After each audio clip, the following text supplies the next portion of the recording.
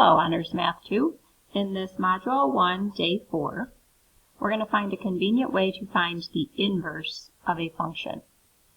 First of all, remember an inverse of a function. An inverse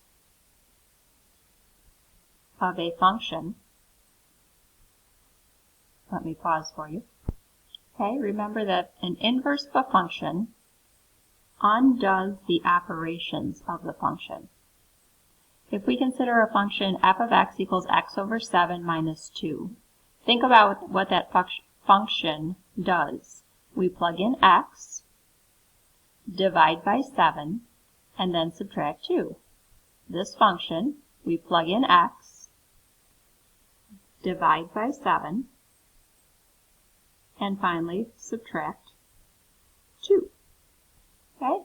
And first semester we undid the operations of this function. So the inverse function, remember we'll do the opposite operations in reverse order. In the inverse I'm going to plug in x. Opposite of subtracting 2 is to add 2.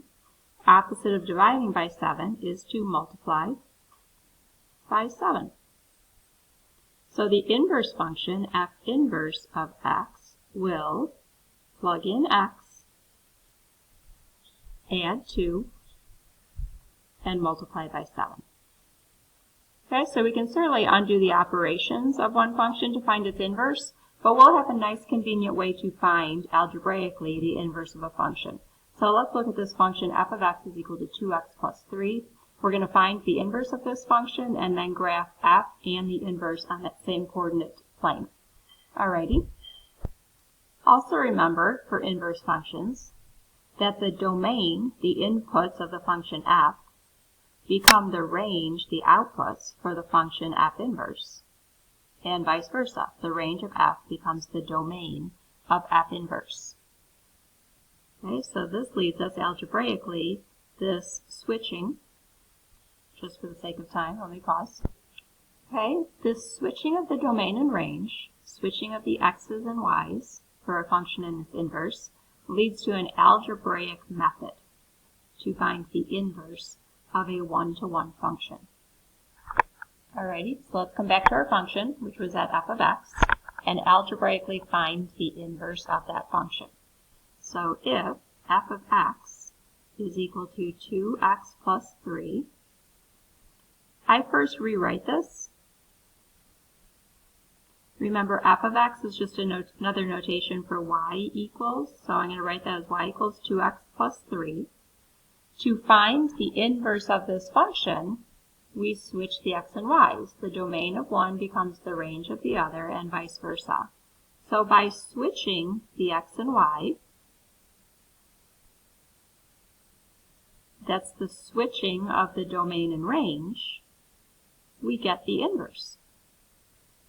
Watch this. I'm going to switch all of the x's with all of the y's. The domain of one becomes the range of the other, and the inverse of this function is, switch the x and y, x equals 2y plus 3. That's the inverse. I just reversed all the x and y's. Okay, I'm going to rewrite that. Now I'm going to solve for y. So this looks more like a function notation. Subtract 3 from both sides. I'm left with 2y is equal to x minus 3. Divide both sides by 2. And this gives me y is equal to x minus 3 divided by 2. And that's the inverse. I would probably prefer inverse notation.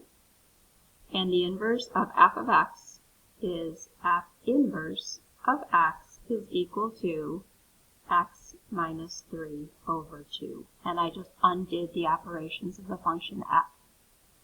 Or for graphing purposes up above, f inverse of x can be written as divide by 2. That's 1/2 x minus divide by 2. It's like distributing minus 3/2. I'd probably keep it like this algebraically, but when I go to graph them both, just so you can see that function and its inverse. Okay, let's graph that original function f of x, which is 2x plus 3, has a y-intercept of 3, has a slope of up 2 over 1, up 2 over 1. up 2 over 1. Let me pause and get a straight edge. Okay, let's confirm that symmetry. So there's my original function, f of x. Now I'm going to sketch the inverse. I can graph this thing, or this alternate form down below if I want to, but I can also just reverse those ordered pairs, remember, and let me sketch that inverse. So I'm going to reverse 0, 3 to 3, 0. I'm going to reverse 1, 5 to 5, 1. And I'm going to reverse 2, 7 to 7, 2. And I'm going to connect those points for the inverse function. And there is my f inverse of x. If I extend those, I should have extended that a little bit, you can see that symmetry. And you can see that those functions are symmetric across the line y equals x. Alrighty, let's practice that a little bit, algebraically finding the inverse of a function. Okay, let's look at a more complicated function, this rational function. Notice in this fraction the denominator is undefined when x is equal to 1, so I'm going to eliminate that from the domain of f right away. I'm going to rewrite that f of x notation as y equals.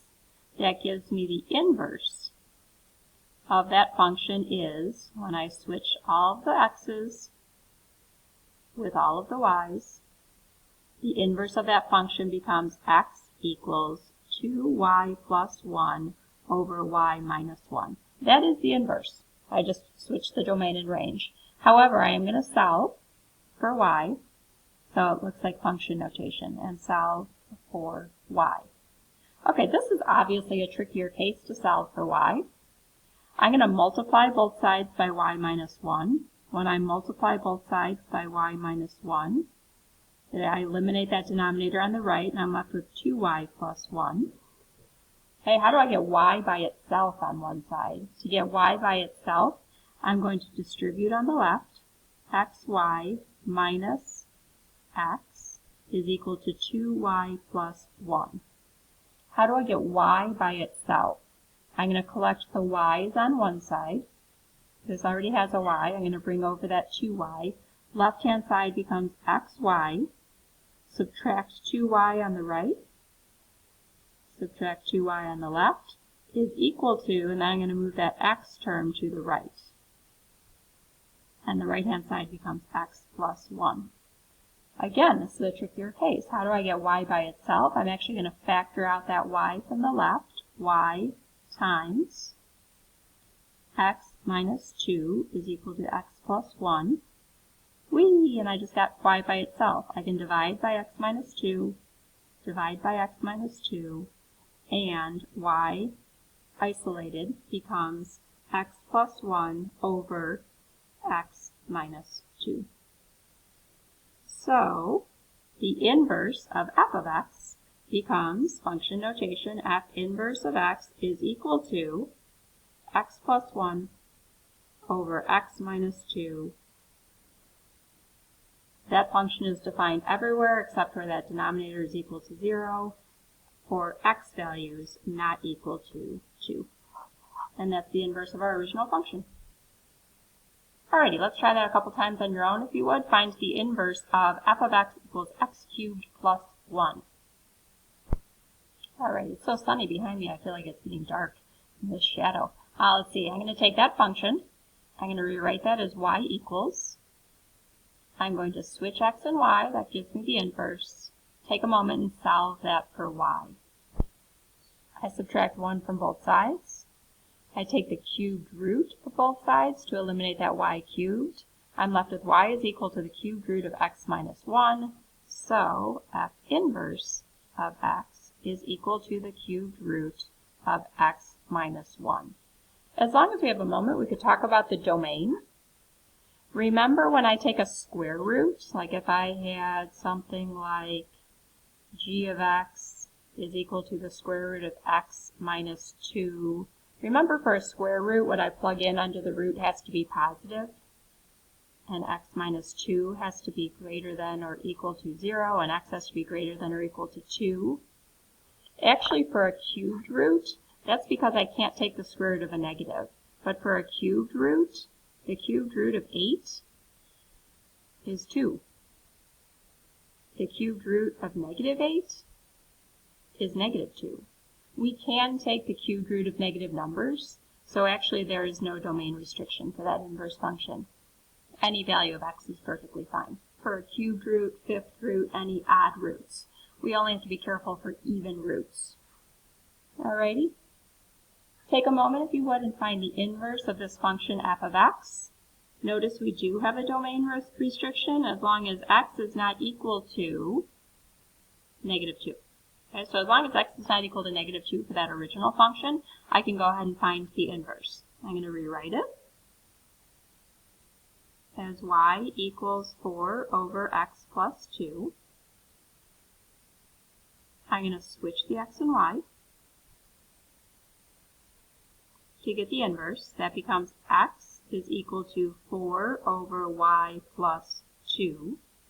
And then you're going to take a moment and solve for y. See if you can isolate y in that slightly trickier case. Homework is not super easy tonight, so take your time on your homework and check your solutions. Alrighty. I'll pause so you can find the inverse. Okay, I like to get that term out of the denominator, so I multiply both sides by y plus 2. That cancels. Multiply the left-hand side by y plus 2, and I'm left with this. X times y plus 2 is equal to 4. I'm going to distribute. xy plus 2x is equal to 4. Now I need to isolate y. Subtract 2x. Subtract 2x. Okay, I will subtract 2x from both sides. Gone. I'm going to solve for y, divide both sides by x, and y is equal to 4 minus 2x divided by x. So that implies that f inverse of x is equal to, function notation, 4 minus 2x divided by x, as long as x is not equal to, and state the domain of that inverse function, as long as x is not equal to 0. You could divide both of those by x, you get an equivalent function. So either form is fine, and that's my inverse. Alrighty, thanks for watching. It's a nice, convenient algebraic way to find the inverse of a function. Have a great day.